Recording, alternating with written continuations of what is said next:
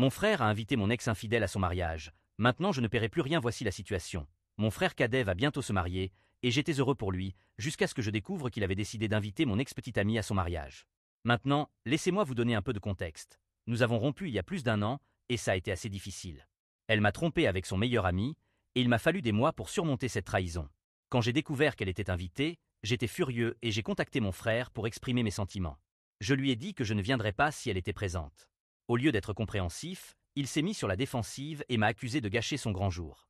Il a insisté sur le fait qu'il la voulait là parce qu'ils sont devenus amis depuis la rupture et qu'elle a changé. Je lui ai répondu que si je n'étais pas le bienvenu, alors je ne viendrais pas et, par conséquent, je ne paierais pas ma part des dépenses du mariage, ce que j'avais déjà accepté avant ce problème avec l'invitation.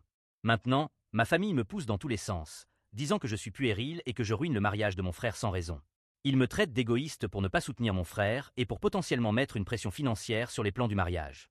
Certains ont même suggéré que je devrais juste ravaler ma fierté et venir pour le bien de la famille. J'ai décidé que je ne paierai pas un centime, et si mon frère veut avoir un mariage avec mon ex comme invité d'honneur, ce sera à lui de couvrir les frais.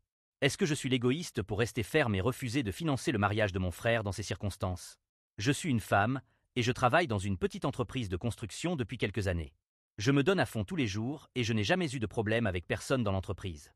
Il y a quelques mois, on m'a transféré d'un poste de coordinatrice sur le terrain à un poste en comptabilité.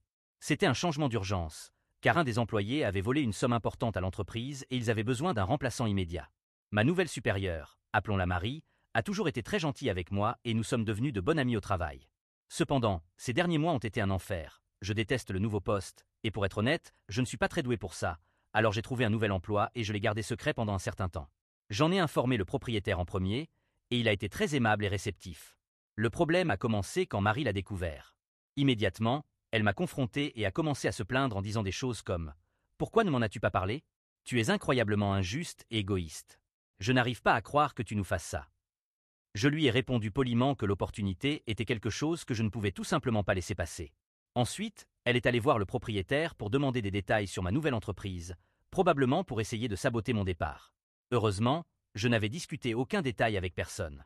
Les choses sont devenues inconfortables après cela, mais je n'y ai pas prêté attention. Le lendemain, les choses ont empiré. Marie a décidé d'être mesquine et m'a retiré toutes les autorisations sur les comptes, donc je ne pouvais pas effectuer mes tâches quotidiennes. Je ne voulais pas partir sur une note négative, alors j'en ai parlé au propriétaire pendant que Marie n'était pas au bureau. Il m'a réautorisé sur les comptes et j'ai continué à travailler. Quand Marie est revenue, elle était furieuse parce que j'avais parlé directement au propriétaire. Ses actions envers moi ont empiré encore plus. Le lendemain, j'ai remarqué qu'il avait déplacé mon bureau et m'avait de nouveau retiré l'accès à l'ordinateur. J'ai décidé de suivre les règles strictement et j'ai passé la journée sur un site internet. À la fin de la journée, Marie est entrée dans mon nouveau bureau et a dit « Journée chargée aujourd'hui, n'est-ce pas ?» La mienne l'était. J'ai simplement souri et répondu « Oui, épuisante ». Elle n'a pas aimé ma réponse et est allée se plaindre au propriétaire, disant que je ne faisais pas mon travail exprès. Le propriétaire, après avoir entendu ce qui s'était passé, m'a rendu l'accès et a demandé à Marie de travailler à domicile. Le lendemain, Marie a fait en sorte que le service informatique redirigeait tous mes emails vers d'autres employés dans des départements qui n'avaient aucun rapport avec mon poste. Cela ne m'a pas dérangé, car il ne me restait que quelques jours. J'ai pris mes jours de congé restants, et le propriétaire a compris que Marie était toxique.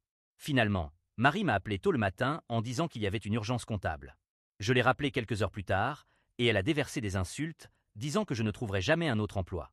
Le propriétaire, après avoir entendu cela, l'a licenciée. Elle a détruit des biens de l'entreprise, et elle fait maintenant face à un procès. Mon mari et moi avons déménagé dans un autre état pour son travail l'année dernière. Au début, tout allait bien, car je voulais le soutenir, mais je me suis vite rendu compte que je ne connaissais personne là-bas, à part lui, sa fille et son ex, qui a également déménagé avec nous. Tout était parfait jusqu'à quelques mois, lorsque, enceinte de plusieurs mois, un soir, il a reçu un appel de son ex-femme. La fille avait dit que je la maltraitais quand il n'était pas là, et il l'a cru. Malgré mes efforts pour le convaincre du contraire, il m'a quitté et a bloqué tous mes appels. Un mois plus tard, j'ai accouché seul. En rentrant chez moi, mon mari était là. Sa fille a avoué qu'elle avait menti pour essayer de réunir ses parents. Il m'a présenté ses excuses, mais je ne pouvais pas supporter cela. Je l'ai expulsé de la maison et j'ai demandé le divorce. Bien qu'il n'ait pas signé les papiers et veuille que je le pardonne, je ne sais pas si je peux encore lui faire confiance. Je travaille dans une petite entreprise en pleine croissance avec peu d'employés. L'ambiance au bureau est très bonne, mais notre chef nous contrôle trop, malgré le fait qu'il n'ait aucune expérience dans nos domaines. Il fait des changements sans nous prévenir et ensuite il se fâche lorsque les résultats ne sont pas bons. Récemment, Il a mis en place un système de suivi du temps pour s'assurer que nous travaillions chaque minute. Cela nous a conduit à respecter ces règles de manière stricte, ne travaillant que dans les horaires établis, sans faire d'heures supplémentaires non rémunérées. Après une semaine, notre chef s'est rendu compte que ce système était contre-productif et il l'a supprimé. Bien qu'il soit encore agacé, cette expérience nous a rapprochés en tant qu'équipe et nous espérons qu'il a appris une leçon. Conclusion. Merci d'avoir lu jusqu'à la fin.